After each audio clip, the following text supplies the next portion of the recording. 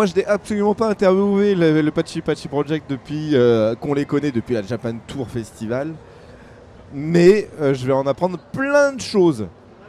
Ouh, oui, oui c'est ça. Le rock indé japonais. Alors n'hésitez pas, hop. Allô, et on hop. m'entend ? Et bonjour. Bonjour. Bonjour. Vous allez bien ? Ça va. Très bien, très bien. Alors attends, juste... Ouais c'est bon. Ouais, c'est bon, il est allumé. Alors, C'est la fin de journée. Ouais, c'est la fin de journée, mais j'entends des voix depuis tout à l'heure, donc je sais plus trop qui parle. Est-ce que juste avant toute chose, vous pouvez redéfinir ce qu'est le Pachi Pachi Project ? Eh oui. Alors Pachi Pachi Project, c'est une association en France qui est dédiée à la musique japonaise. Principalement, on s'occupe des petits groupes, mais on a aussi quelques contacts avec des gros groupes. L'objectif, c'est de faire connaître des groupes qui sont vraiment pas connus de base. Ouais. Et faire en sorte que la J-Musique s'arrête pas au générique d'animé.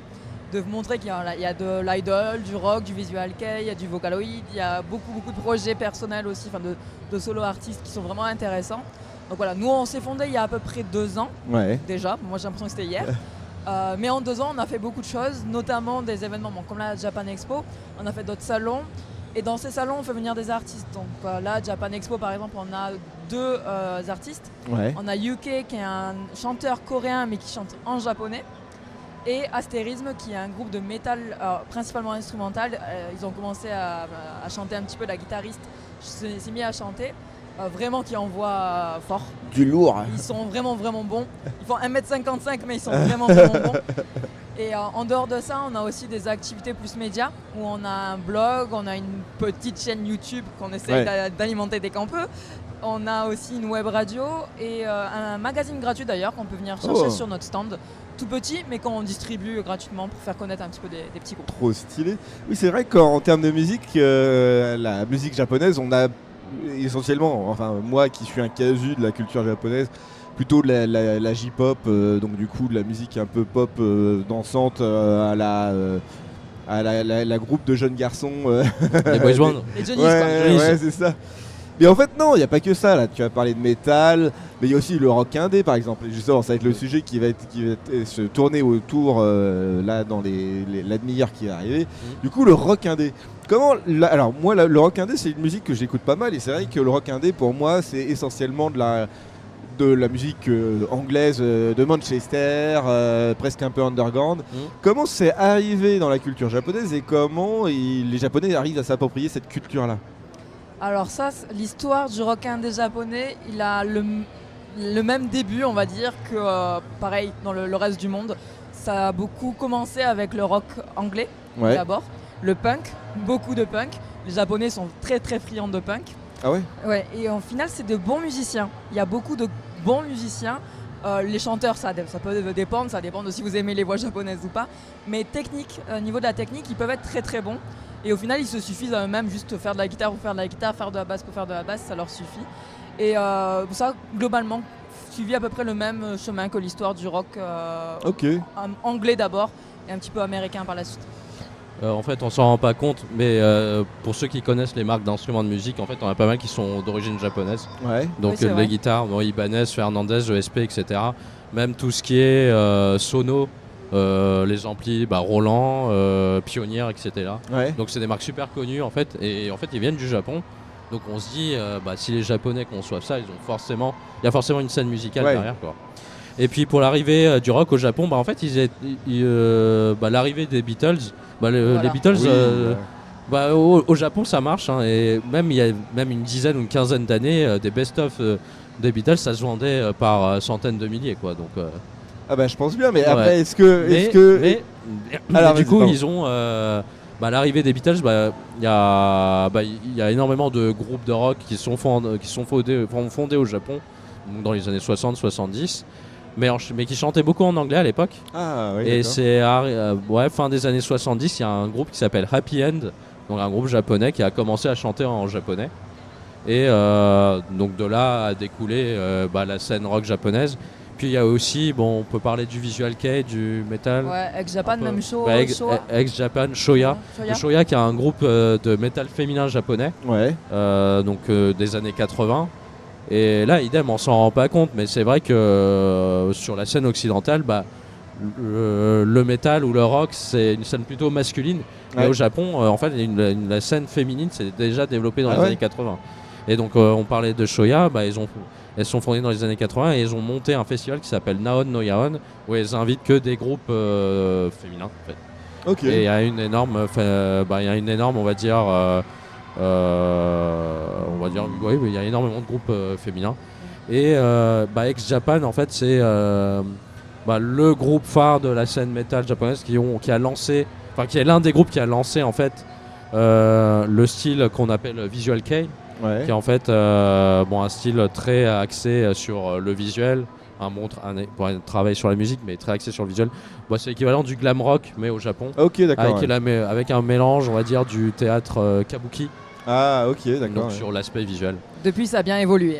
Visual Kei, c'est devenu très très large. Mais oui, donc en fait tout ça est fait qu'aujourd'hui la scène rock japonaise est vachement diversifiée. Ça va du métal à l'emo, au rock indé, au shoegaze, à n'importe quoi. Ouais. Voilà. Mais parce que l'avènement du rock, que ce soit en Angleterre, que ce soit en France, c'est surtout la révolution des jeunes. Oui. Les jeunes dans la société. Est-ce que au Japon, c'était exclusivement les Beatles, ou est-ce qu'il y a aussi eu, une envie que la jeunesse japonaise ait un droit de s'exprimer en musique, que ça casse un petit peu avec la musique traditionnelle japonaise, quoi. Alors moi, ce que je connais le mieux, ça va être le punk japonais. Ouais. Sur le coup, sur la première période du punk japonais, c'était clairement ça, parce que c'est déjà l'image du punk. Et les jeunes japonais, dans cette période qui n'était pas non plus la plus facile pour eux aussi, ils avaient besoin de s'exprimer et le punk c'était le cas. Actuellement, je ne sais pas si c'est toujours le cas, même s'il y a toujours beaucoup de bons groupes de punk japonais. Après, pour le rock en général, je pense que les Japonais, dans tous les cas, ont toujours beaucoup aimé la musique. Et le rock, c'était un moyen de s'exprimer en plus. Ouais. Et d'ailleurs, je ne sais pas si ça permettra de rebondir sur autre chose, mais je pense, ce n'est que mon avis, mais que la langue japonaise est plutôt bonne pour la musique. C'est-à-dire que c'est une langue qui s'écoute facilement et du coup c'est assez mélodique, ce qui a permis aux gens de pouvoir facilement créer autour de paroles, même très très simples. Ça donnait quelque chose d'assez assez joli à écouter. Donc c'est un avantage du japonais peut-être par rapport à d'autres langues. Je pense qu'en fait le fait que le japonais c'est énorme, en fait les katakana et hiragana c'est que des syllabes en fait. C'est ça. Ouais. Donc et des syllabes à voyelle. Donc en fait tu peux facilement adapter le japonais en fait à la rythmique musicale. Et ça fait que selon le style de musique, une balade, un truc avec un tempo un peu plus rapide, la langue japonaise s'adapte assez facilement. Et comment ça se fait aussi que le rock indé japonais ait du mal à passer les frontières? J'ai l'impression que je vous dis, j'écoute pas mal de rock indé, et j'entends très peu en fait de rock indé japonais. Est-ce que c'est parce que les artistes ont du mal à s'exporter, ou parce qu'il y a une trop grosse concurrence du marché rock, quoi? Je commence, tu complètes? Vas-y. Je pense que c'est un problème de J-musique en général, la musique japonaise. On manque de contenu, et surtout de contenu en anglais et dans le cas en français. Mais les Japonais aussi n'ont pas cette culture de vouloir trop forcer à l'international. Dans le sens où si la musique plaît, tant mieux. Ils vont essayer, de plus en plus, il y a beaucoup de groupes qui essayent de venir à l'international, notamment dans le métal principalement. À l'époque, je dis à l'époque, mais c'était il y a 10 ans, le Visual Kei, il y avait beaucoup de concerts, un peu moins maintenant. Mais les Japonais essayent de venir, s'ils voient qu'au final c'est trop compliqué, c'est trop cher, et alors qu'au final le marché japonais se suffit en lui-même. Ils vont s'arrêter là, plutôt que de chercher le côté compliqué de la chose. Oui, mais le fait d'être connu et d'être reconnu aussi par d'autres gens, et même de promouvoir sa propre musique à l'international. Après, on est sur une île, les gens ils sont déjà très heureux d'être populaires au Japon. Parce que moi j'aimerais bien écouter du rock indé japonais, quoi. C'est pour ça qu'on est là. Mais oui, je comprends bien. Pour compléter, dans le métal moderne, là pour le coup les gens écoutent beaucoup de métal japonais, de la même manière qu'ils écoutent du métal qui vient d'Australie, de Scandinavie, anglo-saxon, etc. Là, les groupes par exemple, on a des groupes de métal qui viennent au Hellfest, et qui font sold out. et qui font sold out en France. Donc des Crossface, des Crystal Lake, etc. Cold Rain. Des Cold Rain aussi. Ouais. Pour ce qui est du rock indé spécifiquement, oui, voilà, c'est ce que disait Delia. Puis il y a une autre question de budget aussi. Parce oui, que, bien sûr. Ouais. Je vais l'évoquer maintenant, mais une des particularités du rock indé au Japon, c'est qu'ils sont très jeunes. C'est-à-dire qu'au Japon, il y a quelque chose qui est plus populaire que chez nous.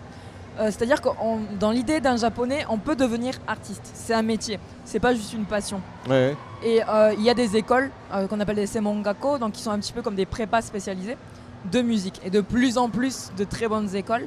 Alors il y en a qui sont connues avec des grands labels qui les supportent comme Avex, mais il y en a des plus petites aussi qui forment justement principalement à la technique de musique, mais aussi à devenir ingé son en plus si jamais vous percez pas dans la musique. D'accord. Ouais. Ce qui fait que très jeunes, dans la vingtaine, ils ont déjà les capacités à être performants sur scène. Et même encore plus jeunes, il y a aussi des lycéens. Il y a beaucoup de groupes de lycéens qui se forment.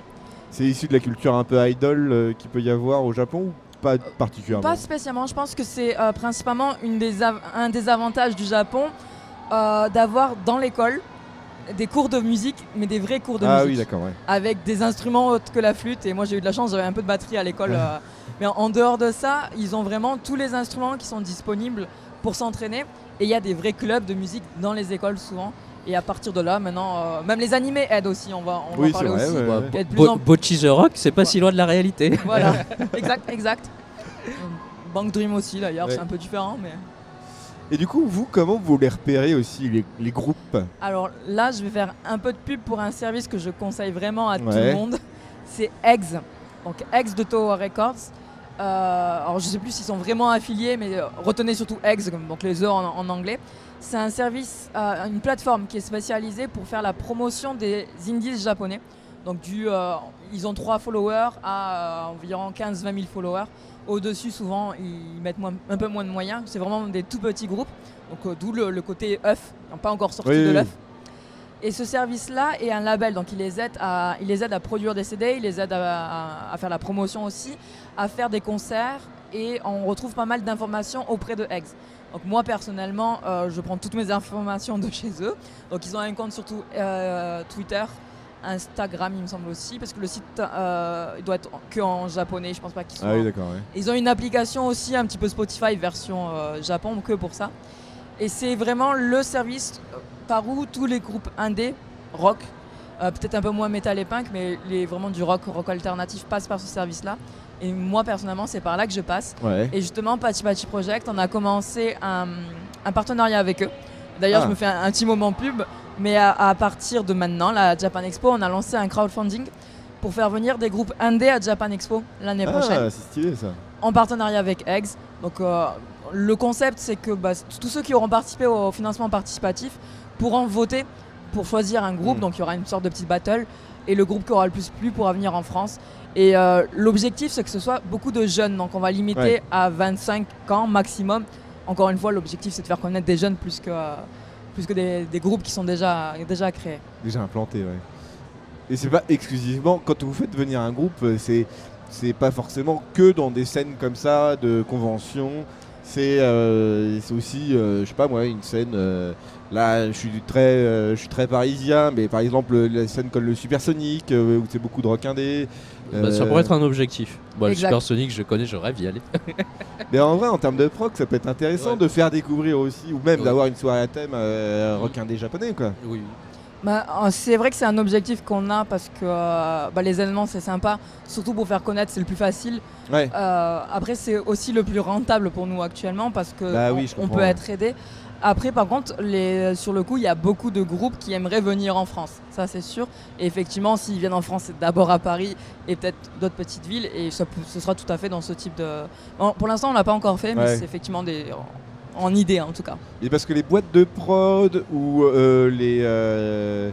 comment on appelle ça là, les boîtes de diffusion japonais là, pour ces groupes-là, sont pas prêts à financer ce type de tournée, on va dire, ou ce type de voyage. Non, c'est vrai que c'est compliqué pour l'instant, parce que c'est encore très méconnu. Et même niveau communication, on n'a pas de données sur combien de personnes on va toucher. Est-ce qu'on va vendre les tickets, qui va prendre le risque? Et les Japonais, le risque, ils n'aiment pas ça. Donc ça veut dire que c'est à nous de prendre le risque. Et malheureusement, on a très peu de financement de la part de l'État, même si on est une association, parce qu'on fait la promotion d'une autre musique et pas de la musique française. Et à l'inverse, l'État japonais, pour l'instant, on est trop jeune pour pouvoir faire quoi que ce soit.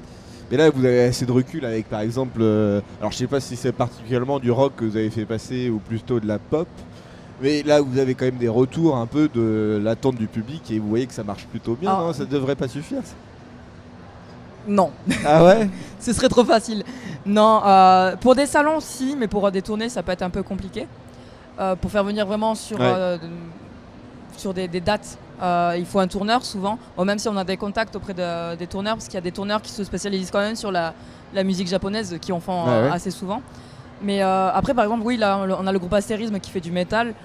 Ils sont assez contents du fait que le public soit réceptif, parce que qui dit Japon, on pense à Anisong, mais pour l'instant, on n'y est pas encore. Mais d'ailleurs, on avait préparé quelques musiques, si jamais ça peut intéresser pour comprendre de quoi on parle depuis tout à l'heure. Bah oui, mais c'est vrai, oui, on va mettre... C'est-à-dire qu'il y a des gens devant la régie là. On va mettre un de mes groupes préférés, Breimi, qui est un groupe de rock féminin. Et comme ça va me permettre aussi de vous les présenter juste après, parce qu'elles viennent bientôt en France. Breimi. J'espère qu'on a une retour.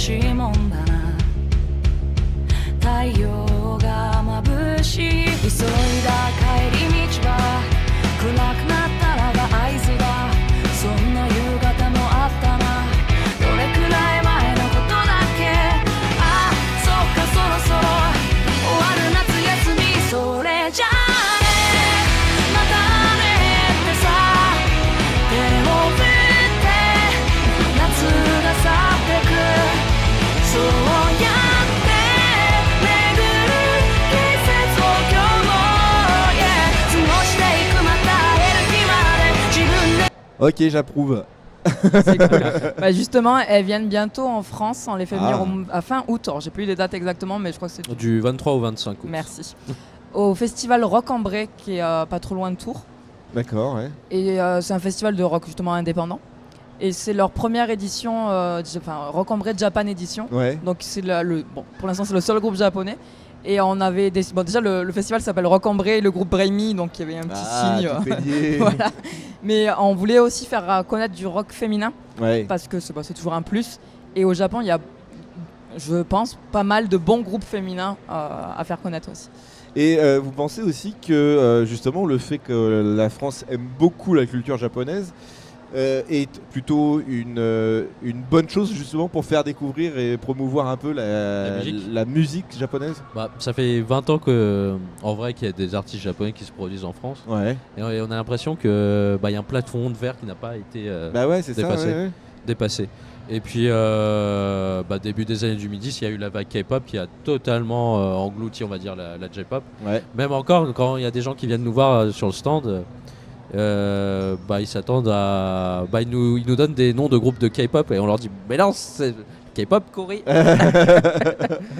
Et voilà. Et puis pour en revenir, on parlait des artistes qui se produisent en convention. Est-ce que c'est possible d'en faire une tournée?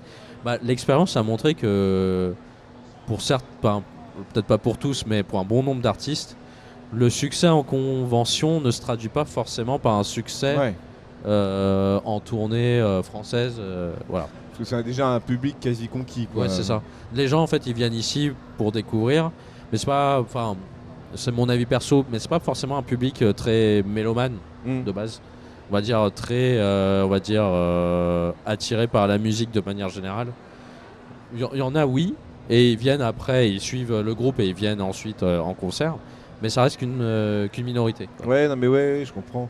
Et puis là, dans la musique qu'on a écoutée, alors peut-être que je suis biaisé par la langue japonaise, mais ça ressemble quand même beaucoup à une musique d'animé et d'ouverture d'animé, quoi.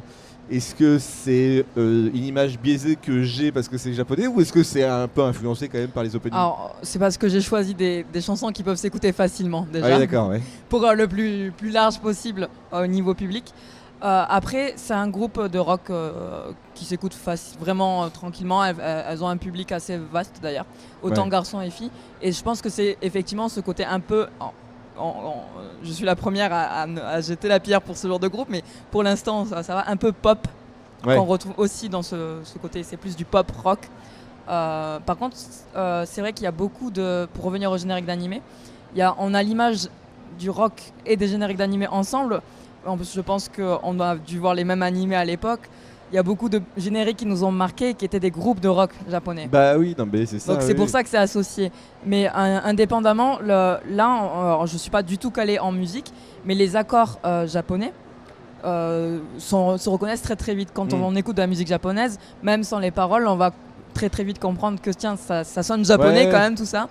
Et c'est vraiment parce que la façon de créer de la musique, c'est la façon japonaise. Et pourtant, c'est la même structure que dans n'importe quel groupe de rock. C'est-à-dire, il y a le couplet, il y a le bridge, il y a le refrain, couplet, bridge, refrain et tout.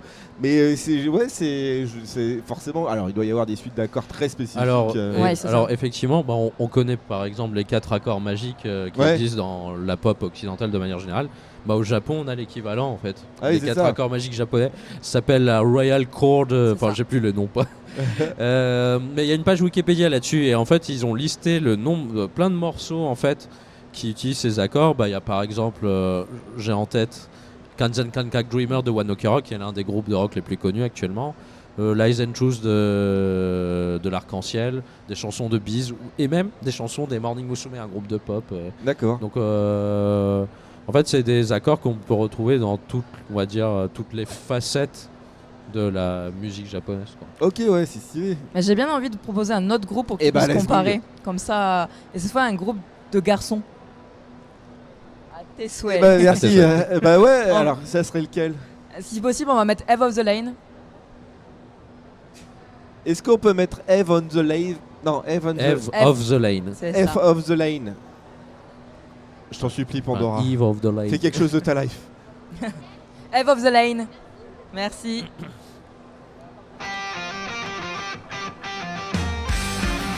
Ah oui, d'accord. C'est plus punk, ça. Elle est assez fun quand même. J'ai pris une chanson fun.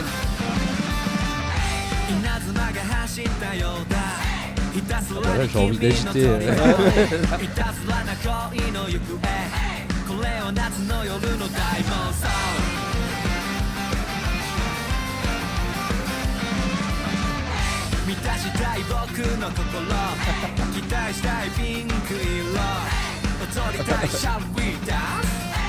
Attends, on attend juste le refrain.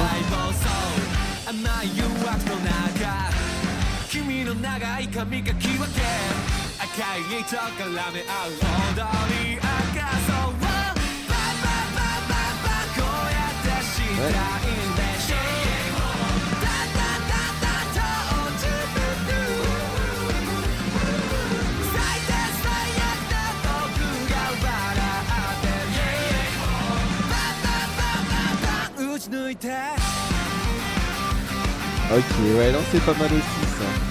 Ça, c'est un groupe d'Osaka en plus. Je vais l'évoquer maintenant, mais il y a 2 très grandes villes de musique au Japon. C'est Tokyo, bien sûr, parce que c'est la capitale et qu'il y a beaucoup de salles de concert. Je pense qu'on va essayer juste après, réfléchir à un nombre de salles de concert sur Tokyo. Et la deuxième, c'est Osaka. Et Osaka, ils ont de très très bons groupes. Il y a beaucoup de groupes vraiment rock et encore plus de groupes de métal que à Tokyo. Bon, là, j'ai vraiment pris des extraits de chansons qui sont faciles à écouter, mais y a beaucoup de choix dans ces deux villes. Et là, c'est marrant dans la musique qu'on a écoutée parce que vraiment là, le clivage entre musique européenne et musique japonaise est vraiment lissé là. Là, vraiment, c'est les chanteurs, le chanteur parle en anglais, ça marchait nickel quoi.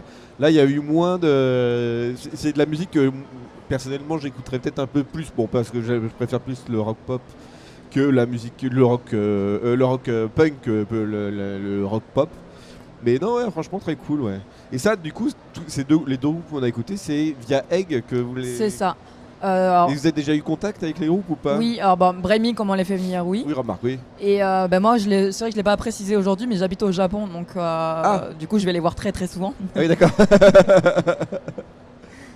Et généralement, le contact, quand vous leur proposez de faire des concerts, alors je sais pas si c'est directement avec le groupe ou si c'est avec un impresario. Là, ils sont tellement tout petits que c'est direct avec le groupe. C'est le type de groupe qui vend leur propre gouttes, qui connaît le nom de tous les fans. Donc, voilà. Et généralement, ils sont plutôt chauds, ils flippent un peu quand même. Ah non, c'est peut-être la jeunesse, mais si, ils sont plutôt chauds. Ouais. Après, effectivement, c'est plus des questions au niveau culture. Comment est-ce qu'on va s'adapter? Est-ce que je vais aimer la nourriture? Des choses comme ça. Mais non, sur le coup, ils sont assez motivés souvent. Parce qu'ils sont jamais sortis du pays, du coup. Oui, ils sont jamais sortis du pays et souvent, des fois, ils ont jamais fait plus de 3-4 villes du Japon. Bah, oui. Et donc, du coup, le nombre de salles à Tokyo, je vais dire, parce que Tokyo c'est grand, hein. Et même à Paris, je suis pas sûr de combien il y a de salles, mais je vais dire, allez, 120. Oula, on est très très loin. Merde, moi je dirais 1000.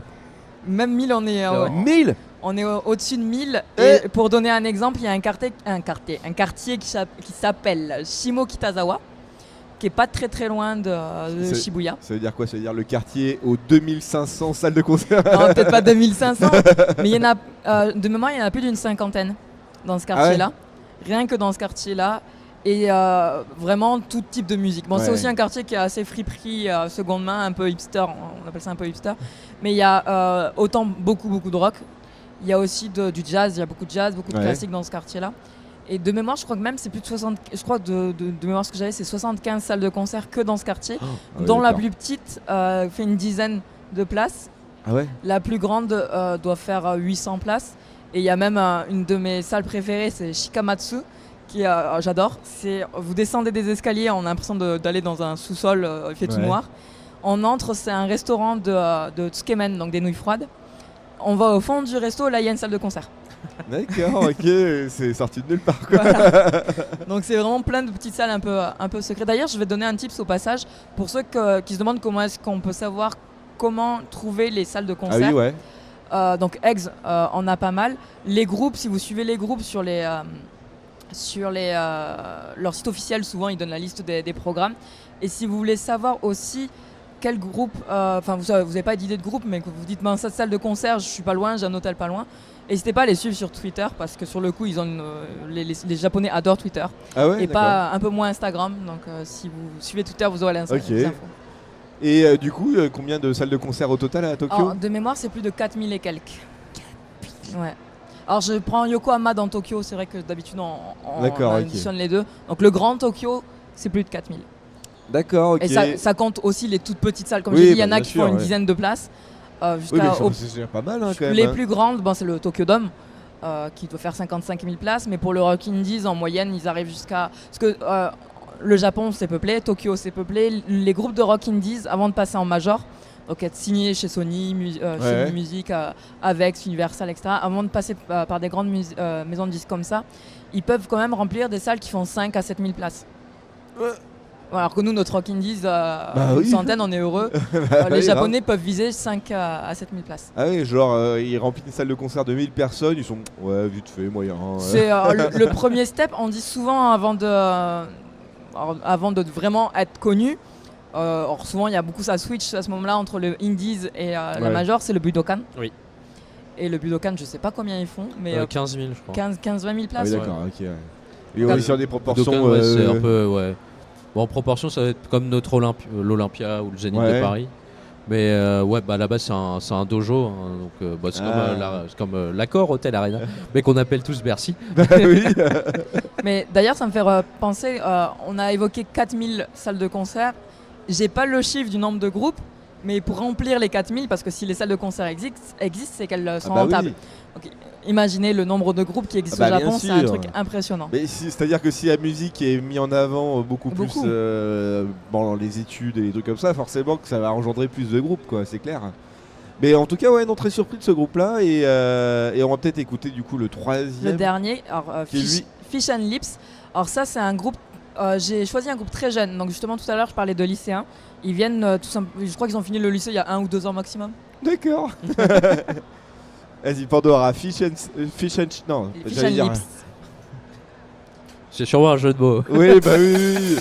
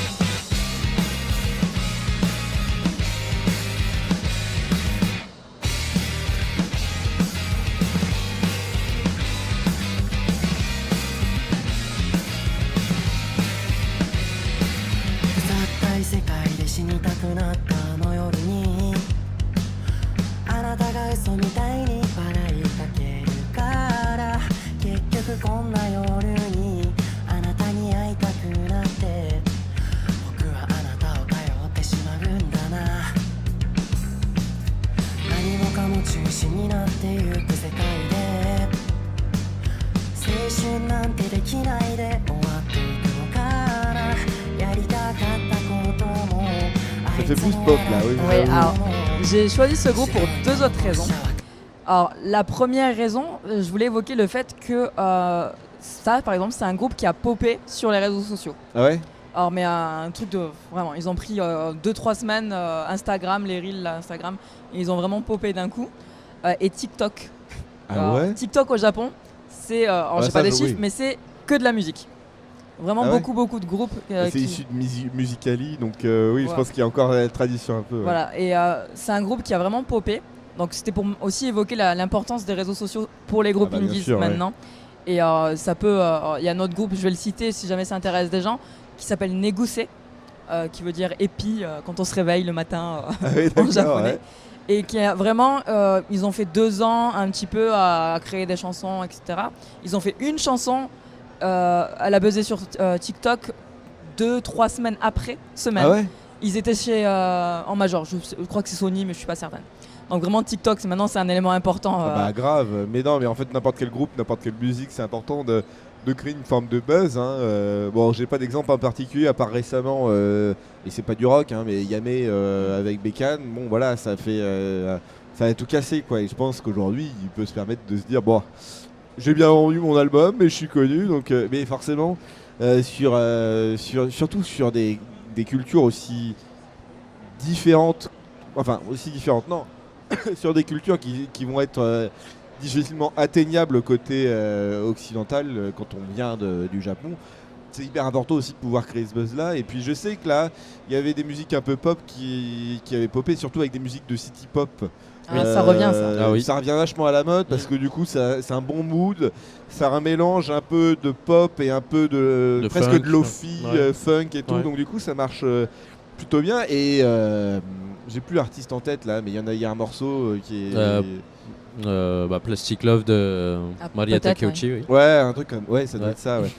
Mais voilà, il suffit d'un buzz comme ça pour que, d'une part, on découvre le rock indé japonais ou le rock en général japonais, et d'autre part, de faire découvrir de plus en plus d'artistes. C'est sans doute ça qui va briser la barrière à un moment donné pour faire découvrir ce genre de truc, parce que avec la musique city pop qui a vraiment buzzé aujourd'hui, j'ai l'impression que les artistes de city pop sont de plus en plus connus, ça se vend un peu plus en vinyle et alors, ça marche bien. Pour la petite anecdote, il faut savoir que Plastic Love de Maria Takeuchi, c'est un titre des années 80 qui n'avait pas de clip à la base. Ah ouais. Et quand il y a eu le buzz, l'artiste a décidé de sortir un clip. Ah ouais et donc, qui date d'il y a 3-4 ans, je crois. Max, ouais. Ouais, c'est ça. Pas trop stylé, C'est quoi. ouf.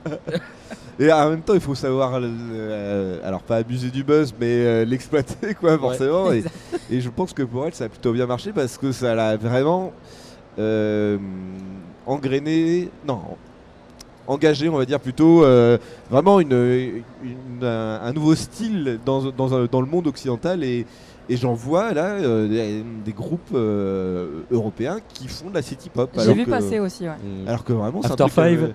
Alors je sais plus comment il s'appelle, mais Ouais. même un artiste français, je crois, qui fait des trucs ça, mais qui parle en anglais. D'accord. Mais des trucs un peu, oui, Alors, c'est ça, un peu. Il y a un groupe parisien, c'est ça que j'ai vu. je connais 2 des membres, donc, Ah, bah, donc il s'appelle After Five, C'est ça. instant promo, et donc qui reprennent des morceaux de city pop. Ouais. Ah ouais, Ouais, c'est ça, ouais. voilà. Et franchement, ouais, non, c'est hyper intéressant. Et puis, bah, après, derrière, je suppose que votre mission à vous va pas être simple non plus, quand même. Même si là, ça fait c'est très enfermé, on va dire, dans un contexte très particulier où la quasi-totalité de la population qui participe à ce genre de convention accepte et est prêt à entendre cette musique-là. Mais je vous dis, ouais, la vraie grosse barrière, bon, c'est de faire le buzz sur TikTok, mais bon, ça c'est peut-être autre chose. Mais rien que faire des salles hyper connues, comme je te disais, le Super Sonic, mais il y en a plein d'autres. Ouais. Comment ça s'appelle là, le pop-up du label, t'en as plein dans Paris en fait, mais Ouais. même des toutes petites salles qui peuvent bien marcher. L'international. L'international, oui, c'est ça. Ouais. Mais alors là, je parle de rock indé, mais ça peut être un peu n'importe où aussi. Oui. En jazz, tu vas avoir le caveau de la Huchette, tu vas avoir le Sunset, les trucs comme ça. En groupe métal, tu peux avoir la Cigale, des trucs. Alors la Cigale, c'est peut-être un peu immense, mais t'en as plein, quoi. Oui, oui. Et c'est hyper. Je sais que c'est une mission un peu compliquée parce que du coup, ça nécessite un gros budget et quand je parle de budget, c'est beaucoup les ramener en France. Et aussi un peu de communication parce que du coup il faut pouvoir aussi créer la communauté dans un premier temps français, une communauté, donc la communauté française, et pour amener à ce qu'il y ait du monde qui arrive, quoi. Mais d'ailleurs, comment vous faites gérer ça, la communication quand ou comment vous allez la gérer si vous trouvez des salles autre part? Alors la communication, on a déjà quelques partenaires médias, donc ça aide.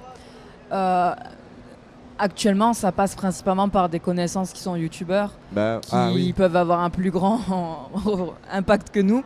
Parce que c'est vrai que c'est une de nos problématiques, on en a parlé un petit peu hier justement pendant l'émission. Les communautés, autant avant elles étaient très fortes et soudées, maintenant elles sont, les personnes des communautés maintenant ont grandi en une vie. Et elles sont un peu dispersées et maintenant on n'a plus ces grosses communautés comme on pouvait avoir avant. Et surtout, on n'a plus ces données. Donc, c'est un peu compliqué de savoir où sont les gens pour les attraper. Mais sinon, oui, niveau communication, c'est vrai que ça passe par... après, c'est de l'achat média. Ça va être de l'information en publicité sur les réseaux sociaux, des choses comme ça, en essayant de targeter le plus possible. Bah ouais, et puis parce que là par exemple sur votre, parce que je suppose que vous avez un compte Insta, un compte Twitter aussi, je suppose. Non, on est partout.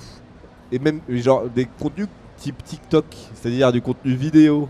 Est-ce que aussi c'est un bon moyen pour vous de promouvoir soit votre activité, soit les artistes? Alors c'est vrai qu'on a actuellement on n'a pas beaucoup de personnes qui nous rejoignent par du contenu concret. Mais c'est aussi notre faute parce qu'on n'en crée pas assez régulièrement. Parce que c'est assez chronophage et on est une association donc tout le monde a une vie malheureusement. Oui bah oui, non, mais c'est sûr. Hein. Mais on va faire en sorte d'avoir plus de contenu bientôt. On a beaucoup d'interviews qui sortent sur notre chaîne YouTube. On a de plus en plus d'interviews. Mais le plus simple c'est les idoles et les idoles ça a une image un peu négative en France. Donc il faut aussi qu'on travaille sur retravailler l'image des idoles. Et les groupes de rock, c'est vrai que c'est un petit peu différent. Parce que du coup, même si on n'aime pas le Japon, on peut aimer des groupes de rock japonais aussi. Bien sûr. Donc ça, c'est une autre communication. Ou même, je pourrais dire, en fait, le rock japonais pourrait être une porte d'entrée vers le Japon, comme les animés l'ont été. Ouais, c'est ça. Hein. Et puis en fait, ça peut être aussi juste le rock, au lieu de préciser rock japonais, on peut juste dire que c'est du rock. Hein, et puis ça s'écoute, on écoute, bon, il y a la musique anglaise, enfin anglophone qui est hyper présente, donc du coup on est moins... on est moins stressé, mais la musique espagnole, enfin le rock espagnol, le rock allemand, c'est des morceaux qui existent. Hein. Et on n'en dit pas particulièrement que c'est du rock espagnol ou du rock allemand, on dit que c'est du rock allemand, du rock tout court, quoi. Donc ouais, je pense que la barrière, elle est... on essaye aussi de marketer un peu, mais oui, effectivement, de retirer cette étiquette japonais pour ces groupes. Et c'est ce qui se passe en fait je parlais des groupes de métal moderne. Ils se produisent au Hellfest en soi, les gens s'en foutent qu'ils soient japonais. Mais ils kiffent et c'est ça, ils sont là juste après pour ils se rendent kiffer, compte quoi. qu'après qu'il y a une vaste scène au Japon et du coup ils commencent à découvrir et ils se rendent compte qu'il y a quand même quelque chose qu'il y a au Japon, quoi. Mais alors moi en métal, alors c'est pas une musique que j'écoute particulièrement, mais j'ai découvert un groupe. Alors je sais pas s'ils sont japonais, je vais peut-être être taxé de raciste, mais c'est le baby metal ou je sais pas quoi. Baby metal, ils sont japonais. Ils sont japonais et voilà. Et du coup ce groupe-là, j'ai l'impression qu'ils arrivent à s'en sortir parce que justement c'est un mélange des deux cultures. C'est du métal mais avec un truc un peu... c'est un cas particulier en plus, baby metal. Baby metal, honnêtement, quand ça a démarré en 2010... Ça a un peu de mal quand même. Ouais, c'est un peu de mal et ça... Ouais, ça avait du mal à plaire au public métal de base. Oui. Maintenant ils font le S-Fest. C'est ça. Hein. Mais comme quoi, ça peut être aussi ça la bonne méthode, c'est de pouvoir créer un style particulier, quoi. Moi, avec Baby Metal, le seul point où j'ai un peu de mal, c'est que justement, c'est un métal entre guillemets qu'on n'a pas pris au sérieux. Ouais. Oui. Et malheureusement, des fois, les métalleux peuvent dire mon Dieu, ce groupe il est très fun, je me prends un petit shoot de fun et c'est cool. Et après c'est l'image qui va rester, alors que des screamers, si on garde que des filles, des screamers il y en a des très très bonnes. Donc, non mais bien sûr, mais là c'était juste en mode porte d'entrée quoi. En guise d'exemple. Mais c'est vrai que Baby Metal ça... Mais Baby Metal en réalité, pour avoir discuté avec quelques fans, ça a été une vraie porte d'entrée vers le métal japonais pour c'est ça, gens. Tant mieux. Oui. Donc oui, effectivement, les gens ont succombé au côté, on va dire... décalé du groupe, pour pas dire autre chose.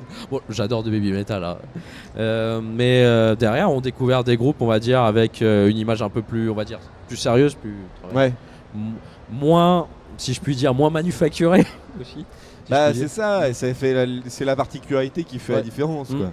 Après, Baby Metal, c'est un groupe qui est même au Japon, qui est bien managé derrière, qui ont un budget, etc. Ouais. Mais d'ailleurs, ça me fait penser, parce qu'il reste quelques minutes. Ouais. Mais tant qu'à faire, là, on a parlé de Baby Metal, qui est un groupe de rock idol. Ouais. Oui. Et c'est aussi un genre qui monte de plus en plus. Donc, même pour ceux qui peuvent être intéressés par les idols ou que par le rock, justement, ce mix rock idol. Et aussi une autre porte d'entrée. Et d'ailleurs, c'est quel groupe qui vient déjà bientôt ? Il y a un groupe qui s'appelle Broken by the Scream, donc qui va venir au mois d'août. Donc il fera une date au Motocultor, une autre date à Nantes et une date à Paris au Petit Bain. Donc c'est un groupe d'idoles, donc elles sont 4 avec des musiciens derrière.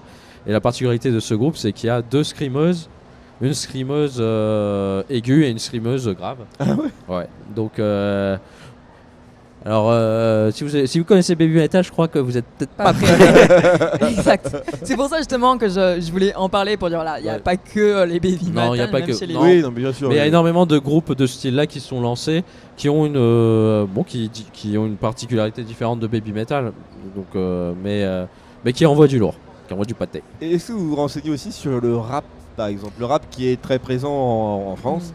Est-ce que ça chante du rap au Japon?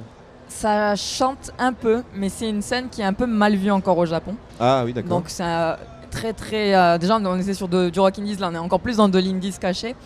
Et c'est beaucoup réservé à des scènes très limitées, à l'accès limité.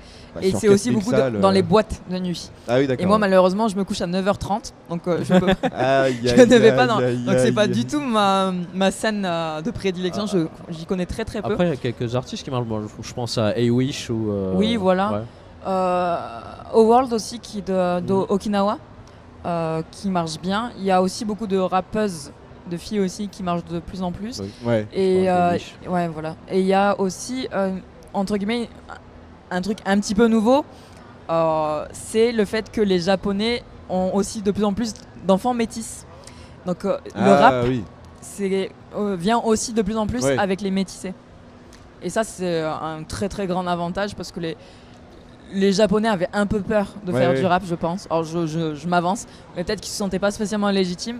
Et avec l'arrivée de beaucoup de... Là, les plus grands, enfin du moins ceux qui sont le plus populaires en ce moment, c'est beaucoup de métis. Bon, pas que métis occidentaux, il y a aussi des métis asiatiques. Oui, bien sûr. Et ça s'ouvre aussi. Par contre, le hip-hop, le J-hip-hop marche bien. Ah ouais Et c'est encore une fois dans un style très particulier à eux ou c'est vraiment... Oui, alors les Japonais font beaucoup de japonais. Hein, je sais pas, moi je connais pas. Oui. C'est ce qui fait la... Enfin moi, honnêtement, je vais prendre une minute pour en parler. Ouais, mais sûr. il l'a évoqué tout à l'heure, One Ok Rock, qui est un groupe qui a été très très vite populaire en France, que j'ai adoré et que j'ai fini par détester. Parce que justement, ils ont quitté ce côté Japon. Ils se sont mis à faire du rock, de la pop rock américaine, à chanter en anglais. Là d'ailleurs, j'en profite pour dire que leur chanson sortie aujourd'hui... c'est nul. Oui, j'allais pas le dire, mais oui, je le pense. Mais elle est 100%, les paroles sont que en anglais. Et moi, ça m'embête personnellement parce que je les ai adorés chanter en japonais. Et là, que en anglais, moi, si je veux écouter de la musique japonaise, c'est parce que je l'ai envie de l'écouter en japonais. Oui, mais après c'est peut-être que moi. Ils ont peut-être tenté un truc, quoi. Ah non, ils ont fait quelques années qu'ils font ça maintenant. Regarde. Mais lui, encore, toi, tu t'apprécies peut-être encore un peu plus que moi, One Ok Rock. Ouais, bon, c'est un long débat. Non, par contre, on avait une petite question là sur le chat par rapport à Eggs. Ah oui. Eggs, c'est un site internet ou une application telle? C'est les deux. Ouais, c'est vrai que c'est les deux. C'est un site internet. Et pour les artistes qui leur permettent du coup d'uploader leur musique, il y a quelques informations. Et l'application, c'est surtout pour gérer un petit peu les sons, pour écouter les sons. C'est une sorte de Tinder de la musique en fait. On dit j'aime, j'aime pas. C'est vraiment ça, c'est gauche-droite, j'aime, j'aime pas. Et sinon, c'est sur les réseaux sociaux, il y aura beaucoup plus d'informations qu'au final que... Et du coup, alors pour vous retrouver, ça va être sur Instagram, Twitter. Est-ce que vous avez un Discord ? On avait, on va en refaire un jour, on a un Discord privé, mais on en refera un. De toute façon, on l'annoncera sur Instagram si on fait un Discord. On a un petit peu TikTok. Comme on a plus de la trentaine majoritairement, on est aussi sur Facebook. Oui, normal. Et dans beaucoup de salons, au final, vous pouvez nous retrouver.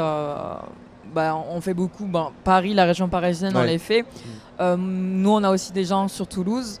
On était à Tours la semaine dernière, on sera peut-être en Belgique, en Suisse, donc on nous retrouve assez facilement. On était à Lyon au mois de mai. À Lyon aussi. Ah oui, donc en fait vous êtes partout. Et on peut rejoindre facilement votre association ou pas ? Oui, alors l'association, c'est sur nos réseaux sociaux, il y a les liens, donc les Linktree qui amènent directement. Alors pour s'inscrire, c'est facile, c'est un Hello Asso de base, c'est 20 € pour s'inscrire. Le crowdfunding aussi, normalement, il doit être affiché quelque part sur notre site internet ou nos réseaux sociaux. Ou s'il n'est pas encore fait, je le ferai ce soir dans le Linktree parce que je crois que je ne l'ai pas fait, mais je vais le faire dès ce soir. Mais c'est assez simple et même si on ne veut pas juste s'inscrire dans l'association, juste on accepte aussi les dons ou juste les questions. Parce que c'est vrai que si vous avez juste des questions au final, parce que le japonais c'est très vaste, s'il y a juste des questions, j'aime bien tel groupe. Alors ça aussi on le fait de temps en temps. Si vous aimez un groupe en particulier qui n'est pas japonais et vous voulez vous intéresser à la musique japonaise, vous nous envoyez les liens, on écoute, on dit tiens ça va marcher. Et ça c'est un jeu qu'on aime bien faire d'ailleurs. C'est stylé ça. Et merci beaucoup en tout cas d'être venu parler de toute la musique rock japonaise. Je sais plus si il y a d'autres interventions le reste du week-end avec vous. Samedi, dimanche aussi. Voilà, tout le temps, alors super. Et puis nous on se dit au revoir et on se dit à demain pour le samedi 13 juillet à la Japan Expo. On espère que vous y trouvez nombreux. Merci beaucoup, au revoir. Au revoir.